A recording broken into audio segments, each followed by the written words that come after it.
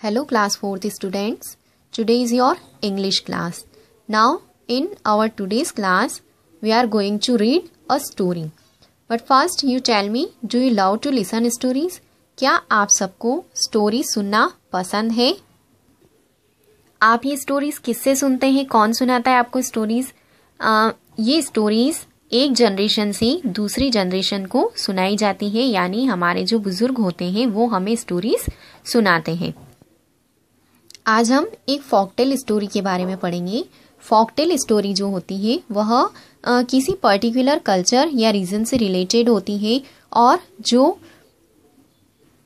किसी small village या small town के जो कैरेक्टर्स होते हैं, वहाँ के जो लोग होते हैं, उनके बारे में स्टोरीज होती हैं और ये फॉकटेल स्टोरीज कहलाती हैं. They usually and happily and there is an interesting lesson. Means this type of stories have an interesting lesson for us to learn. यानी ये stories जब खत्म होती है तब लास्ट में हमें इनसे एक बहुत अच्छा लेसन सीखने को मिलता है. Now today we are going to read the story God provides. यानी आज हम जो स्टोरी पढ़ने जा रहे हैं उसका नेम है God provides, यानी ईश्वर देता है. In this story we are going to read about a king, a generous king and two beggars. इस स्टोरी में हम एक उदार दयालु राजा और दो भिखारियों के बारे में पढ़ेंगे और हम ये देखेंगे कि किस तरह एक राजा के द्वारा बनाया हुआ उसका प्लान किस तरह से फेल होता है. Okay, so let's start the read. Now before start the reading of this chapter we will read the hard word of this chapter. इस स्टोरी को पढ़ने से पहले हम हार्ड वर्ड्स पढ़ेंगे. First is generosity. Generosity means willingness to share और give things, यानी किसी को कुछ देने या बांटने की इच्छा. नेक्स्ट आर्म्स, मनी, फूड और things given as a charity to the needy. Arms का मतलब होता है किसी जरूरतमंद इंसान को कुछ पैसा, खाना या कुछ जरूरत की चीजें दान के रूप में देना. नेक्स्ट ब्लूमिंग, फ्लावरिंग और ब्लॉसमिंग. ब्लूमिंग का मतलब होता है फूलों का खिलना. नेक्स्ट फ्रेग्रेंस, परफ्यूम्स और सेंट. फ्रेग्रेंस का मतलब होता है परफ्यूम्स यानी अच्छी खुशबू और सेंट. एनरेज्ड यानी वेरी एंग्री, बहुत ज्यादा गुस्सा. Might, strength, power. माइट का मतलब होता है अपनी शक्ति को दिखाना. Hollowed, having a cavity inside. Hollowed का मतलब होता है किसी चीज के अंदर कुछ फील करना. बनिया, लोकल, मनी लैंडर. बनिया का मतलब होता है ऐसा लोकल व्यक्ति जो पैसे उधार देता हो. Now let's start the story. Two beggars visited his court daily for alms and the king made sure that they were given a good meal and money. एक राजा था जो अपनी उदारता के लिए बहुत फेमस था. दो भिखारी उसके दरबार में रोज आया करते थे और राजा ने निश्चित किया कि उन दोनों भिखारियों को, दोनों बेगर्स को कुछ अच्छा भोजन और कुछ पैसे रोज दान में दिए जाए. The younger beggar of the two beggars always praised the king when he received the king's alms. उन दोनों बैगर्स में से जो छोटा वाला बैगर था वह हमेशा जब राजा से कुछ पाता था, जब भी उसे आर्म्स के रूप में राजा से कुछ मिलता था, वह हमेशा राजा की तारीफ किया करता था, राजा को धन्यवाद दिया करता था. The older beggar, however, always raised his eyes towards the skies and God is great, he provides for me.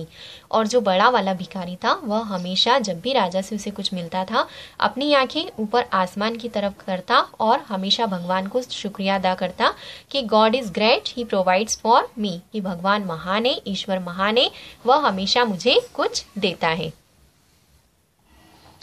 On the king's birthday, the ruler generously gave each of the beggars a large sum of money.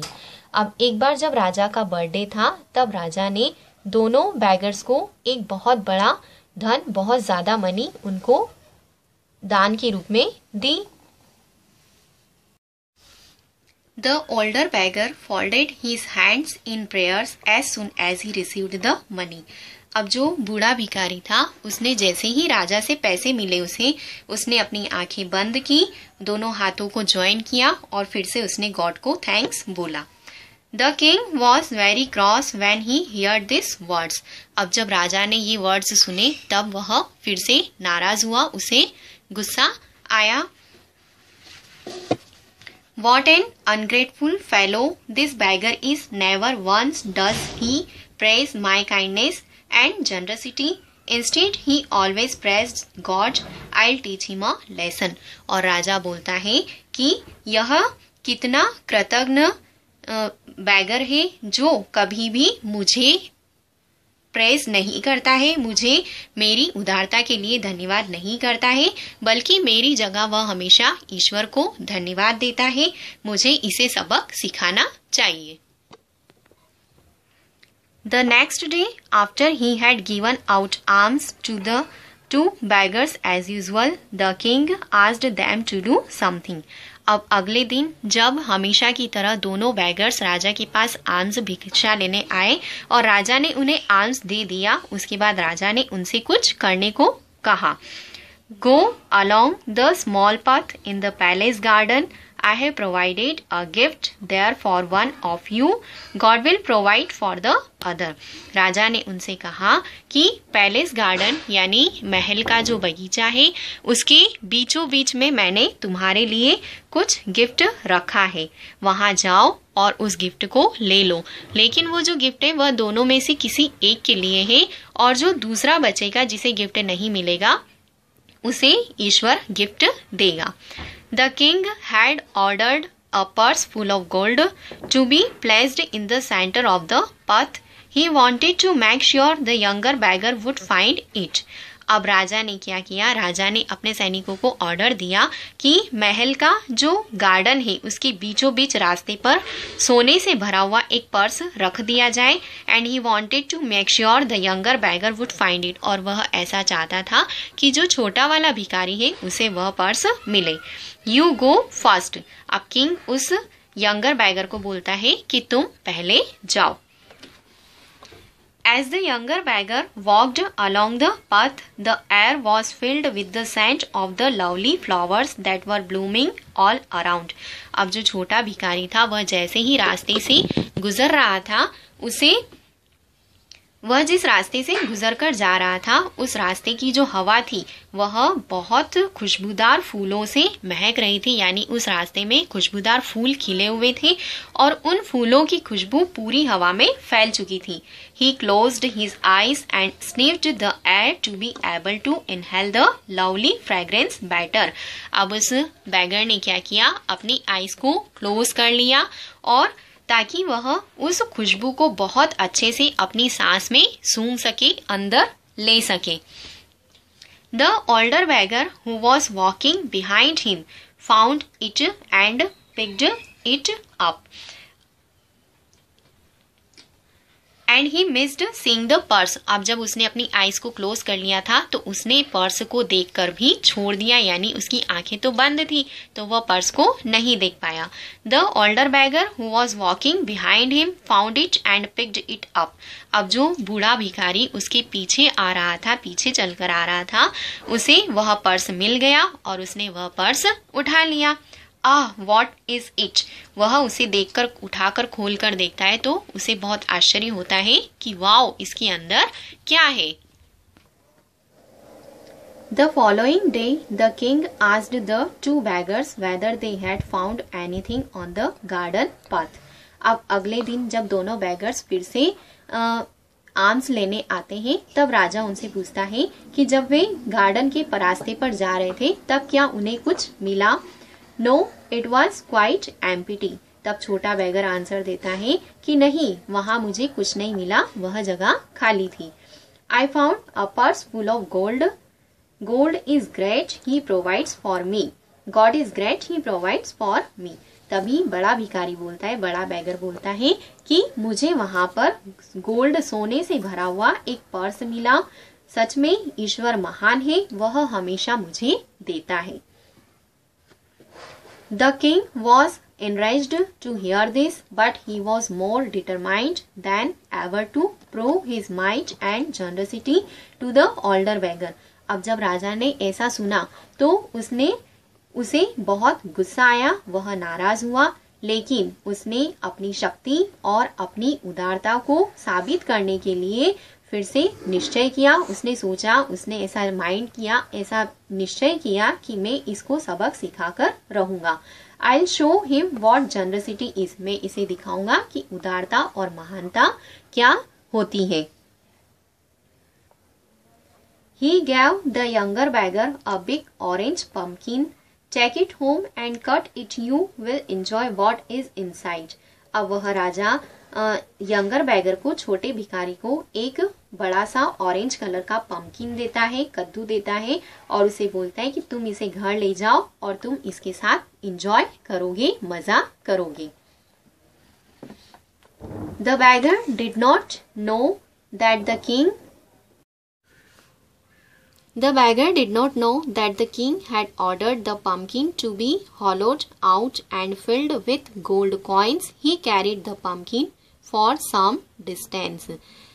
अब जो bagger था उसे पता नहीं था कि राजा ने उस पंपकिन को अंदर से हॉलोड यानी खोखला करवाया और उसके अंदर सोने के सिक्के भरवाए थे। ये बात उस बैगर को पता नहीं थी। He carried the pumpkin for some distance। अब वह उस पंपकिन को उठाकर थोड़ी दूरी तक तो ले जाता है। This pumpkin is too heavy। और उसके बाद वह सोचता है कि यह कद्दू तो बहुत भारी है। He gave the pumpkin away to a बनिया। अब वह रास्ते में पंपकिन किसे दे देता है? बनिए को दे देता है। Who is बनिया? बनिया is a local money lender, यानी जो पैसे उधार देता है उसे बनिया कहते हैं। अब ये बैगर पंपकिन बनिया को दे देता है और वो बोलता है I don't like the taste of pumpkin anyway। मुझे कद्दू का स्वाद बिल्कुल भी पसंद नहीं है। The next day the king waited unexpectedly for the beggars to arrive at his court। He asked the younger beggar eagerly। अब अगले दिन राजा उन दोनों बैगर्स के कोर्ट में पहुंचने का इंतजार कर रहा था और जैसे ही वो कोर्ट में पहुंचते हैं राजा यंगर बैगर से पूछता है how did you enjoy the pumpkin I gave you. मैंने जो पंपकिन तुम्हें दिया था तुमने उसका एंजॉय कैसे किया, उसे कैसे एंजॉय किया, उसका आनंद कैसे उठाया। I don't like the taste of pumpkin so I gave it to a bania. अब जो यंगर बैगर है वह राजा को आंसर देता है कि मुझे पंपकिन का टेस्ट बिल्कुल भी पसंद नहीं है, इसलिए मैंने उसे बनिया को दे दिया। The older beggar smiled. तभी जो ओल्डर बैगर बूढ़ा भिखारी था वह स्माइल करता है और वो बोलता है I don't think the bania likes the taste of pumpkin. मुझे नहीं लगता कि बनिए को भी पंपकिन का टेस्ट पसंद था, उसे भी पंपकिन खाना पसंद है। Either for when he saw me walking behind you, he gave the pumpkin to me। और तभी उसने बनिए ने मुझे तुम्हारे पीछे जाते हुए देखा और उसने वह पंपकिन मुझे दे दिया। ये किसने कहा था? ओल्डर बैगर ने बताया। Imagine how surprised was when I took it home and cut it। It was full of gold coins। अब वो ओल्डर बैगर बोलता है कि जरा सोचो कि यह कितना सरप्राइज्ड था, कितना आश्चर्य की बात थी कि जैसे ही मैं उसे अपने घर लेकर गया और मैंने उसे कट किया तो वह फुल ऑफ गोल्ड कॉइन्स यानी सोने के सिक्कों से भरा हुआ था। The older beggar continues his story. Older beggar जो था वह अपनी बात को लगातार सुनाता रहा। वह फिर से अपनी आंखें ऊपर आसमान की तरफ करता है, अपने हाथ ईश्वर की तरफ उठाता है और वो बोलता है God is great, he provides for me. ईश्वर महान है, वह हमेशा मुझे कुछ न कुछ देता है। Now in this story what lesson we have teach. इस स्टोरी में हमने क्या सबक सीखा है कि हमें हमेशा जो भी मिलता है वह ईश्वर से मिलता है, भगवान देता है और हम अपनी उदारता को साबित करने के लिए हमें कभी भी प्रयास नहीं करना चाहिए, हमें कभी भी खुद को महान नहीं समझना चाहिए।